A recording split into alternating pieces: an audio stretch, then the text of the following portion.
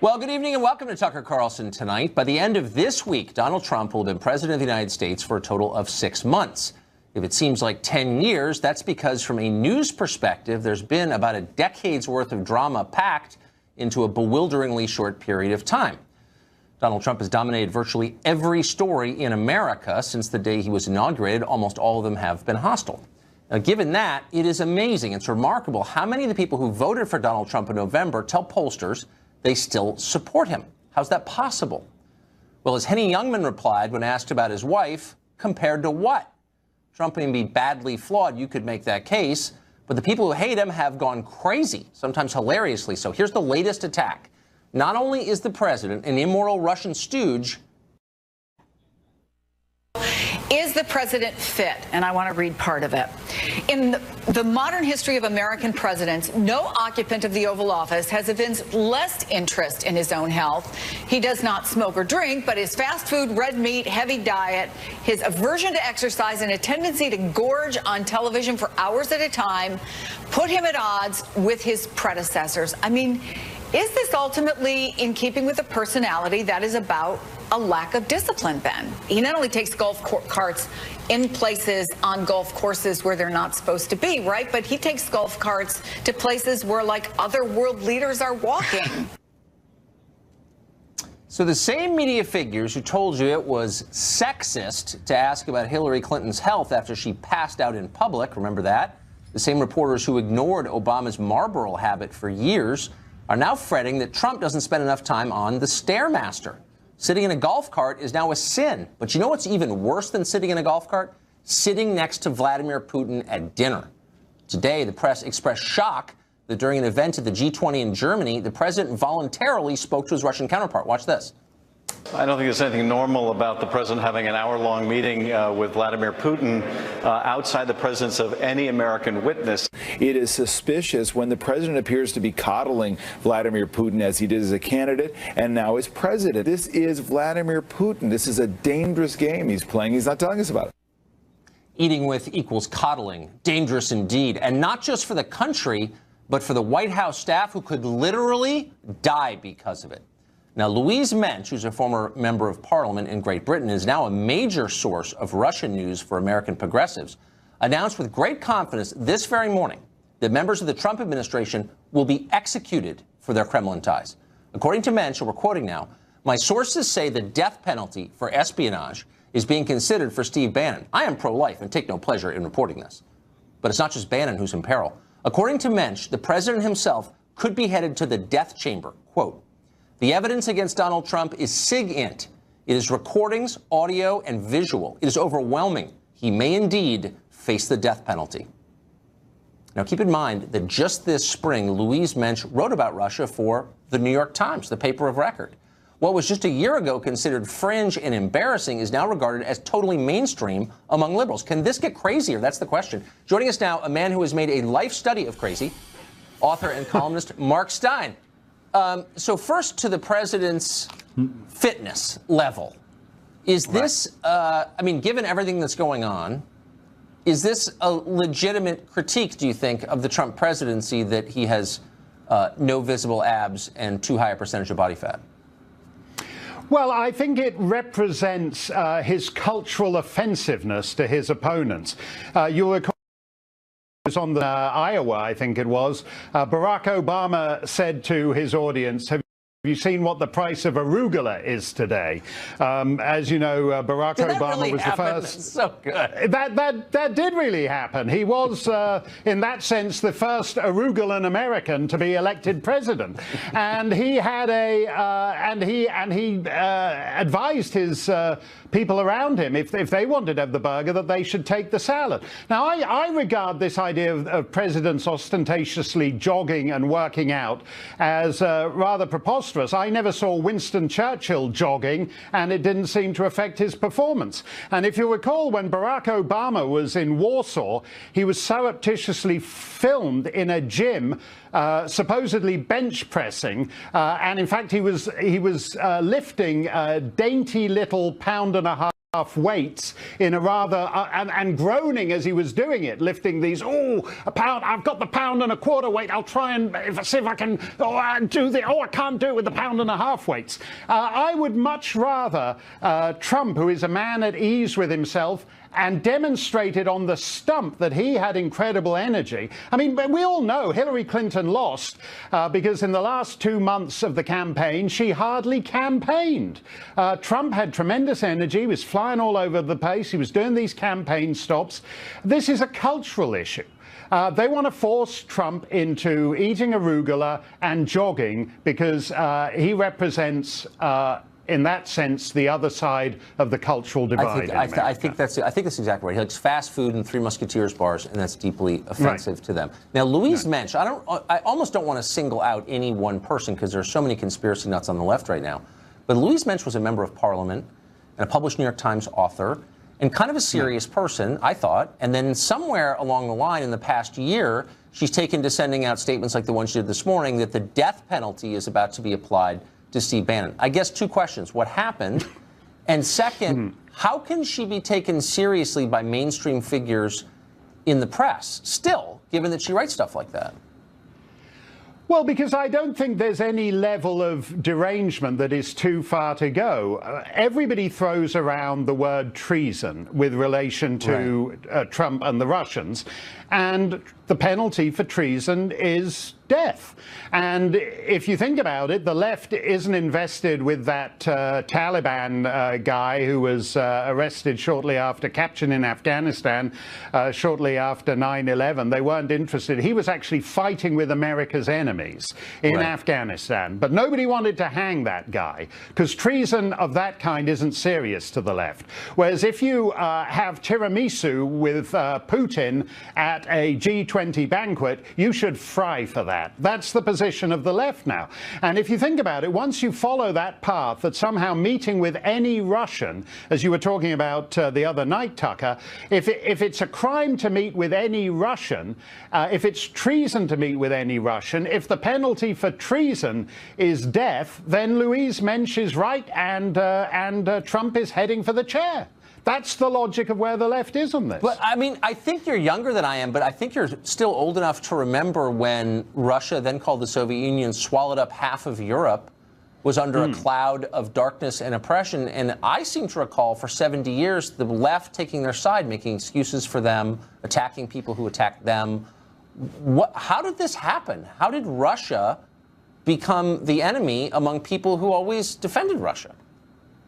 Because in the end, as with all these things, the left's real enemy is domestic. So the left is quite happy to make common cause with Islamic radicalism when Islamic radicals have an objection to right-wing Americans. And in exactly the same way, they had no interest in Russia until it quite opportunistically served their needs in terms of getting Trump. As you say, throughout where were these guys 40 years ago? 40 years ago, they were seriously arguing. In fact, somebody argued just the other day that they seem to think the Berlin Wall was the equivalent of the Mexican Wall, because to leftists, the purpose of the Berlin Wall was to keep West Germans from flooding inside and enjoying the benefits of life behind the Iron Curtain. And so we now have the poor old East Germans had to build that Berlin Wall to keep all the Western Europeans from flooding into it. We all know how they were shot at Checkpoint Charlie. West Germans, Frenchmen, Italians trying to get inside the Warsaw Pact. That was what the left did at the time. Now they're saying that if Trump goes to a summit of world leaders and he's seen talking to a world leader, then that is somehow treason, and that guy is headed for the chair. Well, the weird part is the healthcare initiative just failed, at least for the moment, yesterday. And you can lay part of the blame on that at the White House, I think. I mean, there are cases you could make against the Trump White House, but they're not making any of them. in favor of something that's so ludicrous that it humiliates them when they articulate it. I don't who's making the strategy over there. It's insane. Yeah, because there's actually an interesting story here that Trump's main problem, in a way, is that there's a Republican Party, significant parts of the leadership of which have no interest in seeing the Trump presidency succeed. And in a sense, they're inflicting quite a lot of damage and obstruction on him. And you'd have thought that in itself would be an interesting enough story for CNN to cover. Instead, they're saying, oh, look, he went to the G20 summit and he was supposed to be sitting next to the Argentine First Lady, and he sat with her for 2 courses, and then in dessert, he wandered over and he started talking to Putin. Can you believe that? The Russians are so deep into this guy that they've arranged to have a clandestine meeting at a world summit. You know, it's the equivalent of Prince William and Kate being seen talking together at their wedding. That's what it is. You go to the summit to meet Putin, and apparently that is now a conspiracy. There's actually a fascinating story here of what happens when an independent president, who in effect hijacks the Republican Party for his own purposes, wins over 17 candidates, takes the White House, and then finds that Paul Ryan and Mitch McConnell somehow don't seem to be able to advance his policy in Congress. If we had a sane media in the United States, that's what they'd be talking about. It's an amazing story. And by the way, it's not necessarily a pro-Trump story, but they're not reporting it because it's not Putin related. It's demented, actually. No. Mark, thanks a lot for joining us, as always. Thanks a lot, Tucker. Thank you. All right, I've just been handed something, so I'm going to read to you right from this. This is an interview with the New York Times. The President of the United States apparently just did. Maggie Haberman and Peter Baker were 2 of the reporters.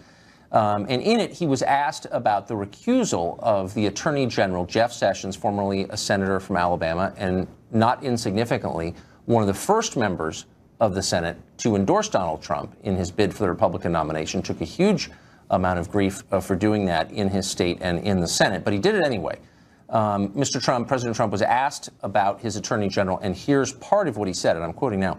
Sessions should have never recused himself, and if he was going to recuse himself, he should have told me before he took the job, and I would have picked somebody else. President Donald Trump about his own attorney general. Now, it's possible there's context there we're missing. Certainly there are going to be follow-up stories to this, but it looks like a direct attack by the president on one of his first supporters and a widely respected man in Washington, the Attorney General of the United States, Jeff Sessions. We'll tell you more when we get it. And we have another Fox News alert. We have some sad news to report tonight, no matter where you are on the political spectrum. Senator John McCain of Arizona has been diagnosed with brain cancer. The cancer was discovered when McCain underwent surgery last week to remove a blood clot above his eyebrow.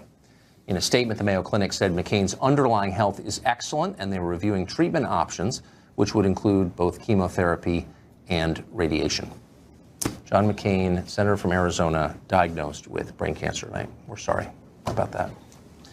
Well, Sanctuary City fans say the policies of sanctuary cities are needed to fight crime, but a recent study found violent crime, in fact, plunged in the city of Phoenix after that city abandoned sanctuary policies. How does that all work? We'll discuss the evidence with the head of a pro-illegal immigrant group next. Plus, cops in New York say they've caught the MS-13 gang members responsible for a gruesome quadruple homicide we reported last April. We'll get an update on the fight against what may be the most dangerous gang in America. That's just a hit. Well, in the debate over sanctuary cities, a lot of the argument has centered on the question of crime. Do sanctuary cities encourage locals to cooperate with the police, thereby lowering crime rates, or do they simply halt the deportation of dangerous illegal aliens? That has been the argument. Well, some light has been shed on it by a couple of recent studies. One from the University of California at Riverside found no statistically significant gap in crime rates between sanctuary cities and law-abiding cities. In the city of Phoenix, meanwhile, the study found that crime fell substantially after Phoenix repealed its sanctuary city policies 9 years ago. Enrique Morones is the founder of Border Angels. It advocates on behalf of illegal aliens, and he joins us tonight. Enrique, thanks a lot for coming back on this show. We've had you a couple times. And one of the reasons I want to talk to you tonight is because science has weighed in on the conversation that you and I had about the effect of sanctuary policies on crime. You and a lot of others have made the case, look, if we crack down on illegals, they're never going to report crime to the police and crime will go up. Now we know that that didn't happen, and that in Phoenix, crime went down when the city stopped ignoring federal law. How do you respond to that? Well, first of all, I don't advocate for illegals. I call people people. They're human beings. They're not illegal aliens or illegal human beings. And the fact that there's a study or a situation... I'm not saying the fact of being human is illegal. I'm saying they're in the country illegally. People who are not allowed to be here. Right, but they're not illegal aliens. They're people that are... They're aliens. They're from foreign countries, and they're here illegally. Call them what you want. We're talking about the same group of people. Well, I like to use humane terms. Now, but Phoenix is comparably the same size as San Diego, the city of my birth, the city that I'm in right now. Right. And San Diego, which is kind of, it's not officially a sanctuary city, it's a safe city, which is almost exactly the same. Here, crime has been very, very low. And law enforcement here, like overwhelmingly across the country, does not want, I'm talking about police and sheriffs, they don't want to act as immigration agents. They want to have trust within the community, like you have in San Diego, one of the safest cities in the country, the same size as Phoenix, except we're right next to the border. I was in Tijuana today, for example. It's only 15 minutes away. No, I know. I grew up there. I know where it is. Yeah. But let me just ask you this: Why is it that on the subject of illegal immigration, liberals want police to make the rules? I don't think you'd want cops to make the rules on stop and frisk or racial profiling. But when it comes to this, you're like, oh, the cops want it. In our country, the police don't get to make the laws. Lawmakers make the laws. And so the question is, that's right. Will the police carry out their duty to enforce the laws or not? And you're saying they don't want to. That tells me nothing. Should they or not? That's the question. I'm not saying that they should make the policies. The policies, as you stated, are made in Washington. And that's why the overwhelming majority of the country did not vote for Trump, does not support Trump. No, he's unqualified, and look at the mess that he's making across the country. So what I'm saying is we should have humane policies. If you want to talk about law enforcement, talk to law enforcement across the country, get their feedback, see what they think. They're opposed to a lot of these policies. Okay, they may be, and who knows why they are. Maybe political pressure, they don't want to do extra work, but it's not actually relevant to the question, either in general or in this specific case. I'm confronting you with social science that shows that sanctuary city policies do not make cities safer. And I just want you to acknowledge that science is real and that you were wrong. I acknowledge that science is real, and that's why one study versus 10 studies, I'm with the 10 studies that say that just the opposite. Just the opposite. Because you're using one study. I'm using studies from the Cato Institute, from the Pew Institute. No, the Cato Institute study. There's the Cato Institute. It came out an article that came out in January in the New York Times. I know the study you're talking about does not say anything like this. Look at the New York Times, January this year. The article is right there. Look at the Pew Institute. You weren't a fellow there. Pew Institute, you weren't a fellow there. They say the same thing. There's study after study that says this. No, so you can pick and choose one study or one case and use that as, like you often do. But let's look at the real numbers. Let's look at the overall situation, not only a few cases that are different from the rest. Just for those at home watching, and maybe you don't have time, you're not an expert in this, let me just say, there are no studies of the kind you're referring to. They don't exist. The studies Cato that compare, the Pew Institute. That's not true. Studies that compare cities with sanctuary city policies and those without, and their crime rates, this is the only one I've ever seen, and I've looked into it. So, but look, are you saying that this study is wrong? And on the basis of what are you saying that? I'm saying that the overwhelming majority of people that are undocumented do not commit crimes, are not criminals. I'm not saying they do. A citizen is 5 times more likely to commit a crime than an undocumented person. Let's look at solving the crime issue. Let's not be labeling people and blaming people. Okay, then let me just ask you a question that I always have. So you don't like the law, all right? There are a lot of laws that I don't like, a lot of laws I don't like. But I kind of have to obey them because, I'm a citizen and everything. Why don't you put pressure on your lawmaker, the congressman who represents you, the 2 senators you have, other elected officials in Washington to change the law? That way we could actually obey the law, but the law would be more to your liking. That's kind of how the system in this country works. Why not try that? We are doing that. As a matter of fact, that's why California, the state, is considered a sanctuary state. The entire state. California is not a country. It doesn't get to make federal law. No, but it'd be the 5th most powerful country in the world if it was a country. Right, but so that's let's start fantasy. at home. So we start in San Diego. Back to reality. Then we start in California. Okay. Then let's go across the country. No, that's the way you're all missing these laws are made. I get it. California can pass whatever laws it wants, but we're talking about federal law passed in Washington by the Congress. If you don't like those laws, I get it. but why not try and change them rather than ignore it? Otherwise, you might be sending the message that if you don't like federal law, you just ignore it. I mean, that's what you're saying. We should be, if somebody commits a crime, they should be arrested. No doubt about it. Donald Trump should be arrested for the sexual crimes he's committed, for example. Okay. He shouldn't get a pass. He shouldn't get a pass. Okay, very good point. Really? Okay. But hold on. Wait, can you bring it back? What you're saying is you want the law to be different. Why not try and change it? Or does every person get to decide? We are working on that. How about this? What if Alabama decided, you know what, we're sick of enforcing federal voting rights law? Would you say, go Alabama? We've seen that in Alabama. We've seen that in Alabama. I don't think we have freedom riders and so forth. It's not in quite some time, but they're trying to change it again. I mean, right now in 2017. But a lot of those things really haven't changed. Well, look at Alabama today. We have a long ways to go in Alabama. Right. I think I'm beginning with a tidal wave of dumbness. Look at product of Alabama, Jeff Sessions. Come on. Okay. No, I am responding to this. We are looking at. From the San Diego School of Debate. Meanwhile, New York police just arrested more than a dozen alleged members of the MS-13 gang. Up next, we'll talk to Suffolk police chief for an update on what happened there. Plus, President Trump's border wall is not funded, maybe not even close to being funded. One Congressman, Steve King of Iowa, has a plan to fund it. Not from Mexico, but by taking money from an organization that probably shouldn't be getting federal dollars anyway. He'll tell you his plan coming up.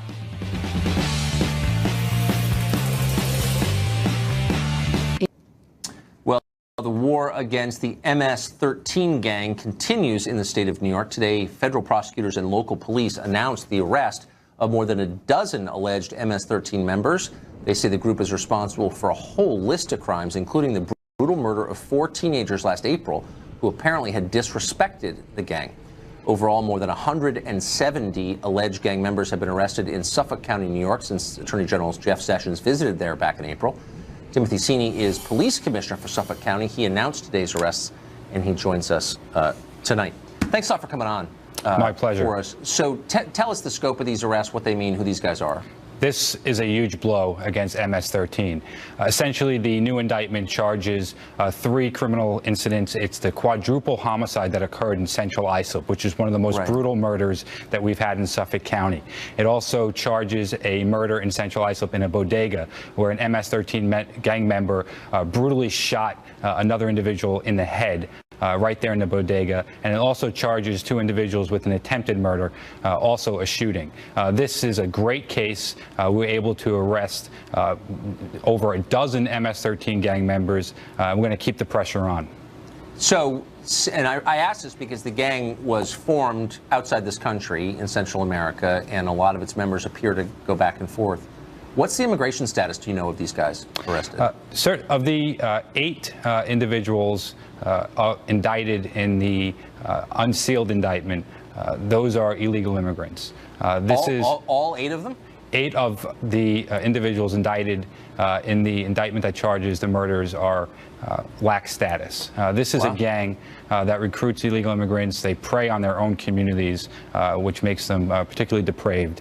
And we are going to keep the pressure on here in Suffolk County. The hardworking men and women of the Suffolk County Police Department have done a terrific job. Since September of 2016, we've made over 230 MS-13 arrests of over 170 individual MS-13 gang members. We've brought 2 large RICO cases in collaboration with the FBI and the U.S. Attorney's Office, and we're working with the Department of Homeland Security to target active MS-13 gang members for deportation. As a result of those efforts, crime is down, and we're solving murders. So this is certainly we're certainly making great progress. We're going to keep that pressure on.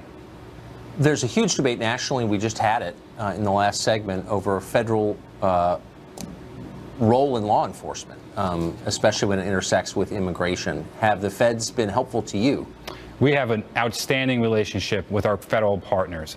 This case could not have been made without the assistance of the Federal Bureau of Investigation, particularly the FBI Long Island Gang Task Force, as well as the U.S. Attorney's Office for the Eastern District of New York. The prosecutors in that office have been absolutely terrific. We also have a great working relationship with our local police departments throughout Long Island, as well as the Department of Homeland Security. In order to eradicate a gang like MS-13, you need true collaboration. You need collaboration among law enforcement agencies in the same jurisdiction. But most importantly, you need collaboration with law enforcement agencies outside your jurisdiction, because as you noted at the outset, this is a gang that moves around. It actually started in LA and then was grown in El Salvador, Guatemala, and Honduras. First started on the West Coast, and in the past couple decades, they've developed themselves on the East Coast. And we have to make sure that we're all sharing intelligence about our MS-13 gang members. The name of the game is intelligence. Yeah, and a lot of these guys shouldn't be here in the first place, as you noted.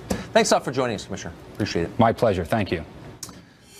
Well, a few years ago, back before humor was banned, people used to make jokes about the WNBA. We're not going to do that tonight, mostly because, as we said, it's no longer allowed, and we don't want to face the consequences. But instead, we'd like to congratulate the league for finally taking the lead in something in the ongoing infection of professional sports by silly political fads.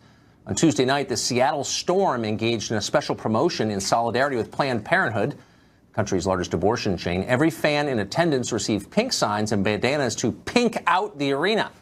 $5 from every ticket was donated to Planned Parenthood, which, by the way, already consumes $500 million of your tax money every year. The promotion was a huge hit. The team managed to sell out 49% of the arena. Storm player Sammy Whitcomb said the promotion was important because, quote, all women and girls deserve to feel respected. True, of course, those who are born anyway. Speaking of Planned Parenthood, Republicans in Congress still haven't defunded that group, despite repeatedly promising to do so back when Obama was president, maybe several hundred times. Back then, the GOP said they would, but they haven't kept their promise to rebuild the wall either. So, is another broken promise really surprising? That's the question Steve King of Iowa has asked himself. He has proposed this. Take away Planned Parenthood's funding and use it to build a border wall, a combination designed to offend progressives. Does he mean it? He joins us tonight. Congressman, thanks a lot for coming on. Thanks for having me on. So this is like a fever dream in Santa Monica. You're going to take away the Planned Parenthood federal subsidy and use it to build a border wall. Well, you know, it's a simple solution to a complex problem. And sometimes people will say 2 birds with 1 stone. It's about that. It might actually be the whole flock with 1 rock if we could do this. Do you have security?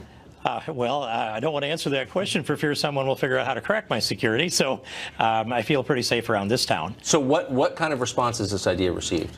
Well, there's been a lot of pushback from the liberals, and I know that our leadership will often make a comment about, is there any kind of a Twitter storm surrounding you today?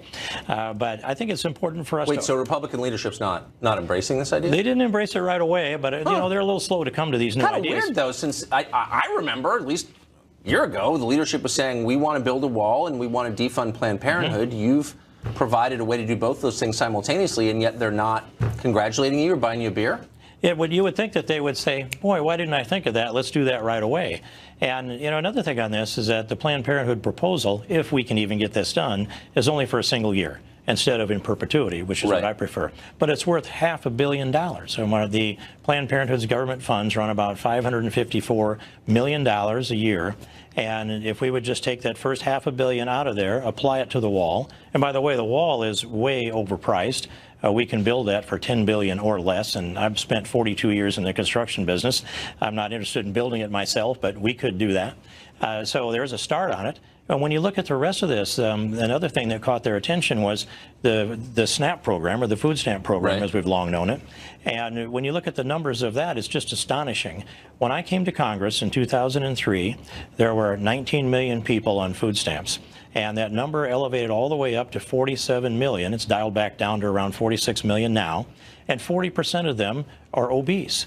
And so we addressed the food stamp program under Lyndon Johnson starting in about 1962. We got the program in 65. And back then, 13% of our population was obese, and we were trying to solve the malnutrition problem.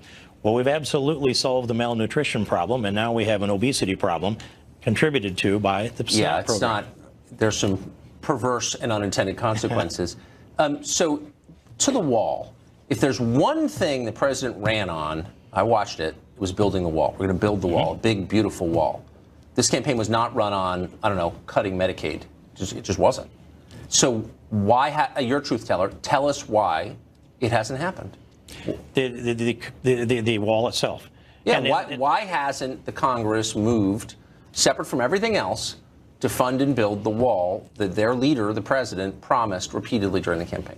All Democrats oppose it. Yeah. The never-Trumpers who don't announce themselves oppose it. And they've been looking for other ways to try to describe it. And it's been pulled down over and over again in a lot of different ways. I keep making the argument that a wall is a wall. It's concrete in the mind's eye of the American people that voted that mandate in to support Donald Trump. It's not a balloon. It's not a drone. It's not a wire. It's not another patrol. It's not a virtual anything. It's a wall. And that's what was promised. That's what was promised. And, policy ought to flow from election results because it is a representative democracy. Mm-hmm. Do you think the speaker is for the wall? I don't believe the speaker is for the wall. At least he's way short of the enthusiasm that I have for the wall. But he has said to me, back at least as recently as January, that we need to get there needs to secure the border.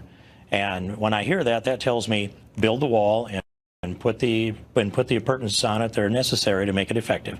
But I don't see that being put on top of that, though. You saw the White House ask for $1.6 billion in the upcoming 2018 budget year, and that's a start. But if they were serious about this, I think there would have been a $5 billion ask rather than a $1.6 I mean, I think the reason people on the wall anyway is because they didn't believe any of this border security stuff, and a wall is not the perfect solution, but it's a permanent step. You can't sort of pull the wall down when the administration changes. That's right. And one other way to say it is walls don't have prosecutorial discretion. That is another way to say it. Congressman Steve King of Iowa, it's great to see you. My pleasure. Thanks, Tucker. A horrible murder in New York. A homeless man claims it was self-defense when he shoved another man in front of a subway train. A jury believed him. Really a remarkable story. Looks like a man just got away with murder legally. We'll talk to a criminal defense jury who sat through the trial. Plus, Jane Sanders is suspected of committing bank fraud, but she says the real reason she's under investigation, you guessed it, is sexism. We'll explain that charge. Stay tuned. Well, a homeless man, a refugee from Sierra Leone who came to this country, has gone free in New York after a jury there decided that he acted in self-defense when he shoved a drunk man in front of a subway train. This all began in 2012. Naeem Davis, who moved here, as we said, from Africa, shoved Kaisuk Han, also an immigrant, into the tracks and then watched as a train arrived and crushed him to death, and then walked off as if nothing had happened, went upstairs and began begging again. After being arrested, Davis claimed he was acting in self-defense from the menace of the much smaller man. The jury apparently believed him. They acquitted Davis yesterday. Jonathan Rosenberg is a criminal defense attorney. He was there. He wrote a piece about this in the New York Post this morning, and he joins us tonight. Jonathan, thanks a lot for coming. So, to those of us who weren't at the trial and are just looking at the facts, a much larger man murders another, admits it, clearly feels no remorse at all, does not report the crime, and then gets acquitted. How did that happen? Well, thank you for having me. I think he could have done a lot more, right? He could have walked away. He could have called cops. He could have, there was no gun to his head. There was no fist to his face. No reason he couldn't have gotten rid of the situation without violence. And I think what happened was the jury emotionally decided the case as opposed to applying the legal standards to the facts, and that was the problem. It was not a justified killings, so to say, in New York, and unfortunately the jury got it wrong in this case, and that's an opinion that we can have, though we have to follow what the jury says. They're the law. Once they make that ruling, that verdict. Yeah, I'm not going to try to arrest the guy, but I have a right to be shocked and upset by it. Just reading the newspaper account that the jury forewoman, who's some academic in New York, hugged this man after reading the verdict. Have you seen anything like that before, and what does it suggest? I think it's unusual. I don't know if it suggests anything in particular. Maybe she felt, I don't know how she felt. Maybe she felt very happy about the verdict.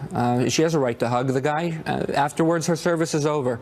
I can't attack her on her own personal life in that situation. Well, and I'm not suggesting anything about her personal life. I'm suggesting a level of emotional involvement that may have clouded her judgment, I guess, because I couldn't, in reading this, understand how you could be. I understand people get in fights and sometimes someone is killed.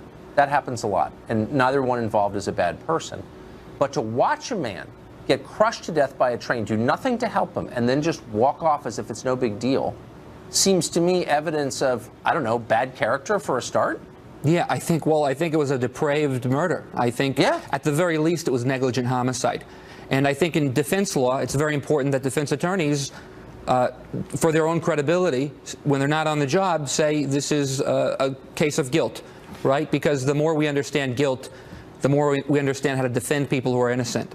We can't do our jobs effectively as criminal defense lawyers if we don't look at the cases and say this person was guilty. This person. No, I think that's a smart rule to live by. Jonathan, thanks a lot for coming on. Thank you for your time.